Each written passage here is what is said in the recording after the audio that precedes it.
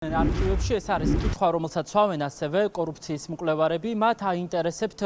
რატომ დაინტერესდა ფინანსთა სამინისტროს საგამოძიებო სამსახური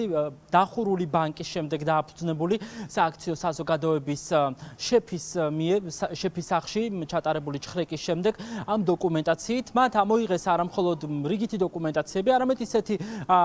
დოკუმენტები, რომელიც ბანკის საქმიანობას მთლიანად შეეხებოდა, მათ შორის ტრანზაქციების და გადარიცხვების შესახებ, რაც ორმაგად აღმავებს სხვადასხვა ეჭვებს. კორუფციის მკვლევარებს აქვთ ასეთი მოსაზრება, რომ შეიძლება ახლა ბიძინა ივანიშვილი აფრთხილებდეს ერთგვარად კახიკალაძეს და მეორეს მხრივ კახიკალაძეს ცდილობდეს საკუთარი თავის კომპრომატებით დაცვას.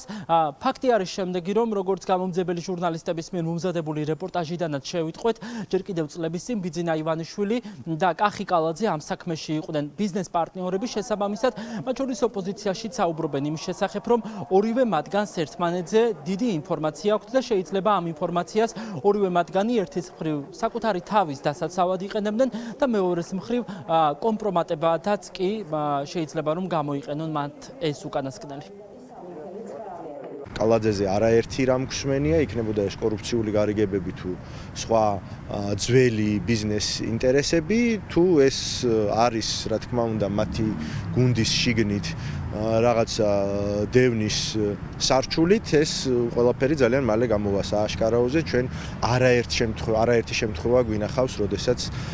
ივანიშვილის კარზე განსაკუთრებით ბოლო პერიოდში ხდება ანგარიშის გასწორება და ესეც შეიძლება ასე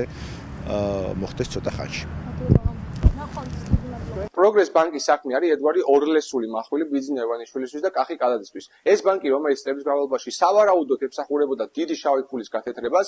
ამ ბანკში ბიზნეს პარტნიორები ერთმანეთის იყვნენ ბიძინა ივანიშვილი და კახიკალაძე სხვა რუს ბიზნეს პარტნიორებთან ერთად. შესაბამისად, აი ეს საქმე ერთის მხრივ არის კომპრომატი ბიძინა ივანიშვილის წინააღმდეგ, რომელიც შეიძლება კახიკალაძემ გამოიყენოს და ამხილოს ივანიშვილი დიდი საერთაშორისო ფინანსური დანაშაულის ჩადენაში და ისედაც საქციელებული ივანიშვილი და საქციების მოლოდიში მყოფი ივანიშვილი შეიძლება კიდევ უფრო მძიმე მდგომარეობაში ჩააგდოს და ეს არის ერთგვარი კომპრომატი კალაძის ხელში, ხოლო მეორე მხრივ ეს არის კომპრომატი ბიძინა ივანიშვილის ხელში, რომელსაც შეუძლია კახიკალაძე ყურებით დაიჭიროს აი ამ ბანკის და აი ამ ფულის გათეთრების საქმის გამო. კახიკალაძის კორუფციული მასშტაბებმა